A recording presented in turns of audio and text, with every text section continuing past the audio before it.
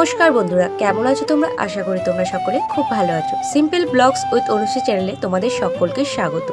আরও একটা নতুন ভিডিও নিয়ে চলে এসেছি আমি।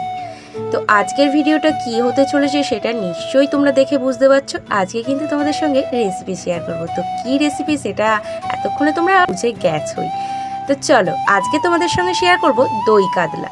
দই কাতলা কম বেশি তোমরা অনেকেই বাড়িতে খেয়েছো, আবার অনেকে বাড়িতে বানাবে বলে ভাবছো, কিন্তু সেই অনুষ্ঠান বাড়ির টেস্টটা ঠিক কিভাবে আসবে, কি মশলা ব্যবহার করলে আসবে সেটা বুঝতে পারছো না। তো তাদের জন্য আজকের ভিডিওটা হতে চলেছে দারুণ হেল্পফুল ভিডিও। তো চলো, কি মশলা লাগছে আর কিভাবে কি বানাচ্ছি সমস্তটা তোমাদের সঙ্গে শেয়ার করব।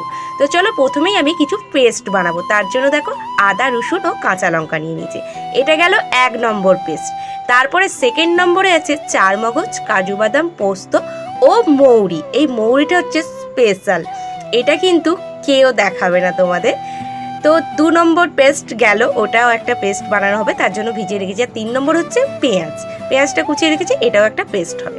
তো দেখো, পেস্টগুলো কিন্তু আমি সমস্তটা রেডি করে নিয়েছি। এটা হচ্ছে পেঁয়াজটা বেটে নিয়েছি, আর এখানে হচ্ছে দই কাতলা, যেহেতু টক দই তো অবশ্যই লাগবে, টক দইটা আমি ফেটিয়ে নিয়েছি।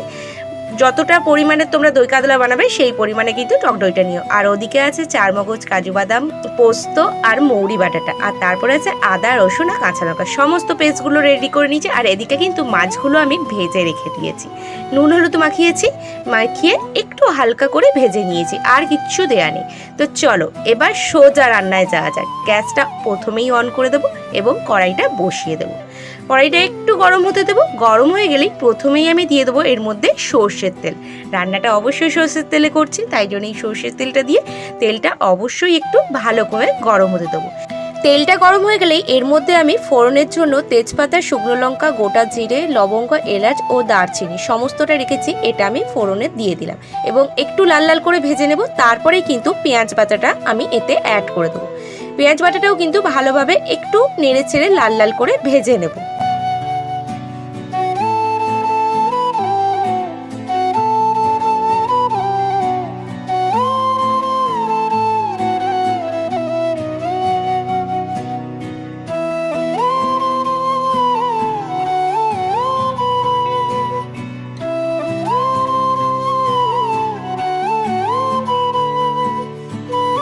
তো পেঁয়াজটা আমার ভাজা হয়ে গেছে। এই পর্যায়ে আমি কুচানো ক্যাপসিকাম দিয়ে দেবো। তো ক্যাপসিকামটা তোমরা কিন্তু অ্যাভয়েড করতে পারো, এটা মানে দিতেই হবে সেরকম কোনো ব্যাপার না। তো ক্যাপসিকামটা দিয়ে এটাও একটু নেড়ে চেড়ে ভেজে নেব। ভাজা হয়ে গেলে আমি প্রথম পেস্ট মানে আদা রসুন ও কাঁচা লঙ্কার যে পেস্টটা বানিয়ে রেখেছিলাম সেটা সবার প্রথমে দিয়ে দেবো, কেননা রসুনের গন্ধ যেতে একটু টাইম লাগবে, তাই জন্য এই পেস্টটাই প্রথমে আমি ব্যবহার করব। তো পেস্টটা দিয়ে ভালোভাবে আমি মিশিয়ে নেব পেঁয়াজ বাটাটার সঙ্গে এবং একটু নেড়ে চেড়ে ভালো করে ভেজে নিয়ে এর কাঁচা গন্ধটা দূর করে নেব। তো এর কাঁচা গন্ধটা চলে গেলে তারপরে আমি এতে গুঁড়ো মশলার মধ্যে দিয়ে দিলাম জিরে গুঁড়ো ও ধনে গুঁড়ো।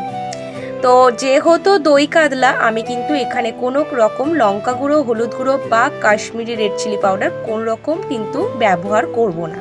কাঁচা লঙ্কা বাটা দিয়েছি, এখানে জিরে গুঁড়ো দিলাম, আর একটু পারলে মরিচ গুঁড়ো তোমরা ব্যবহার করতে পারো, আর কাঁচা লঙ্কা কুচিও ব্যবহার করতে পারো। আমি কিন্তু আদার্স ওই লঙ্কা গুঁড়ো দেবো না। তো দেখো, মশলাটা আমার খুব ভালোভাবে ভাজা হয়ে গেছে। এই পর্যায়ে কিন্তু আমি দিয়ে দিলাম কাজু বাদাম, চারমগজ, পোস্ত ও মৌরি বাটাটা যেটা করে রেখেছিলাম সেইটা দিয়ে দিলাম।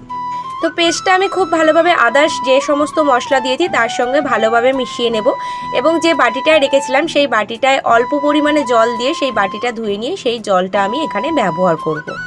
তো দেখো, জলটা দিয়ে দিলাম, আর একবারই সামান্য জল দিয়েছিলাম, মানে বাটির চারিপাশে যে মশলাটুকু লেগেছিল সেইটুকু ধোয়ার জন্য যেটুকু জল দরকার হয় সেইটুকু জল দিয়েই আমি সেই জলটাই কড়াইতে দিয়ে দিলাম মশলার সঙ্গে। এবার আমি মশলাটা বেশ কিছুক্ষণ ধরে ভালো করে কষিয়ে নেব। যতক্ষণ না মশলার গা থেকে তেল ছাড়ে ততক্ষণ আমি এটা কষাতে থাকবো। তো দেখো, বেশ কিছুক্ষণ কষানোর পর পাশ থেকে কিন্তু আমার তেল ছেড়ে গেছে। এই পর্যায়ে আমি দিয়ে দিলাম পরিমাণ মতো নুন। তো নুনটা ভালোভাবে মশলাটার সঙ্গে মিশিয়ে নেব। আর দেখো, কড়াইতে কিন্তু নিচে মশলাটা লেগে যাচ্ছে, কারণ এতে আদাটা দেয়া হয়ে গেছে।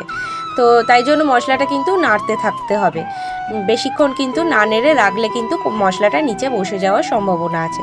তো দেখো, সমস্তটাই ভালোভাবে হয়ে গেছে। এবার আমি এর মধ্যে দিয়ে দেবো ফেটিয়ে রাখা টক দইটা। তো টক দইটা খুব বেশি পরিমাণে দেবে না, তোমাদের যতটা দই কাতলা করবে সেই পরিমাণ অনুযায়ী টক দইটা নিও। বেশি দিয়ে দিলে তাহলে কিন্তু দই কাতলার টেস্টটা একটু অন্যরকম হয়ে যাবে, টকটক হয়ে যাবে এবং খেতে ভালো লাগবে না। তো পরিমাণ মতো তোমরা দইটা ব্যবহার করো। আমি এখানে 50 গ্রাম কি 60 গ্রামের মতো দইটা নিয়েছিলাম। তো দেখো দইটাও ভালোভাবে মিশিয়ে নিয়েছি। এবার আমি ওপর থেকে অল্প পরিমাণে চিনি দিয়ে দিলাম টেস্টটা ব্যালেন্স করার জন্য। এবার সমস্তটা আমি মিশিয়ে বেশ কিছুক্ষণ নাড়তে থাকবো। আর এবার দিয়ে দেবো পরিমাণ মতো জল। তো প্রথমেই আমি যাতে টক দইটা ছিল সেই টক দইয়ের জায়গাটা ধুয়ে সেই জলটা আগে ব্যবহার করব। তো দেখো জলটা আমি রেডি করে রেখেছি। এবার আমি জলটা দিয়ে দিলাম কড়াইতে সমস্ত মশলাটার মধ্যে। তোমরা চাইলে কিন্তু আরও কিছুটা জল এখানে ব্যবহার করতে পারো, তো আমার আর লাগবে না, এতেই আমার হয়ে যাবে, তাই জন্য আমি আর জল দিলাম না।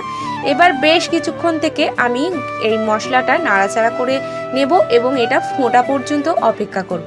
তো দেখো আমার কিন্তু গ্রেভিটা ফুটে উঠেছে। তো গ্রেভিটা ফুটে উঠেছে, এই পর্যায়ে আমি কিন্তু এবার মাছগুলো দিয়ে দেবো এক এক করে। আর মাছটা দেওয়ার পর খুব বেশি নাড়াচাড়া করবে না, প্রথমেই একটু নেড়েচেড়ে দেবে, কারণ মাছগুলো যেহেতু খুব কড়া করে ভাজা নেই তাহলে ভেঙে যাওয়ার চান্স আছে। তো তাই জন্য একটু মাছগুলো দিয়ে নেড়েচেড়ে ডুবিয়ে দিলাম গ্রেভির মধ্যে। আর ওপর থেকে দিয়ে দেবো কাঁচা লঙ্কা। তো আমি 3টে কাঁচা লঙ্কা চিড়ে দিয়েছি, তোমরা কিন্তু চাইলে বেশিও দিতে পারো।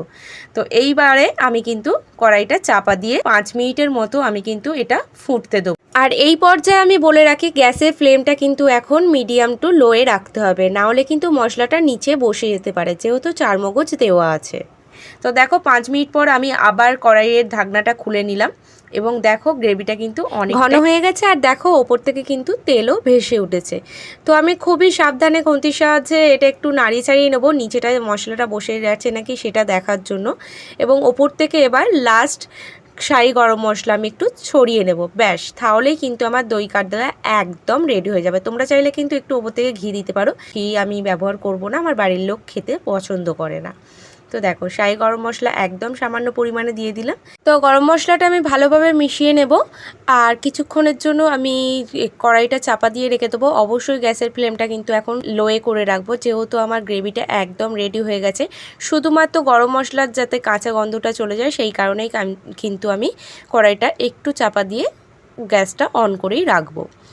তো দেখো ভালোভাবে আমি মিশিয়ে নিয়েছি খুবই সাবধানে। এবার আমি কড়াইটা চাপা দিয়ে বেশ কিছুক্ষণ রেখে দেব। তো দেখো কড়াইটা থেকে 5 মিনিট পর চাপাটা খুলে আমি কিন্তু গ্যাসের ফ্লেমটা একদম অফ করে দিয়েছি, মানে দই কাতলা আমার একদম রেডি। তো গরম গরম ভাতের সঙ্গে এই গরম গরম দই কাতলা জাস্ট জমে যাবে। এক থালা ভাত কিন্তু এমনি উঠে যাবে। আর এর টেস্ট যে কোনো অনুষ্ঠান বাড়ির দই কাতলার টেস্টকে কিন্তু হার বানাবে। তো তোমরা চাইলে কিন্তু একবার বাড়িতে অবশ্যই ট্রাই করে দেখতে পারো এই দই কাতলার রেসিপি। আর কারা কারা এখনো পর্যন্ত বাড়িতে দই কাতলার রেসিপি ট্রাই করোনি কিন্তু করবে ভাবছো, তো তারা কিন্তু কমেন্টের মাধ্যমে আমাকে অবশ্যই জানাবে তোমাদের একটুও হেল্প করতে পারলাম কিনা।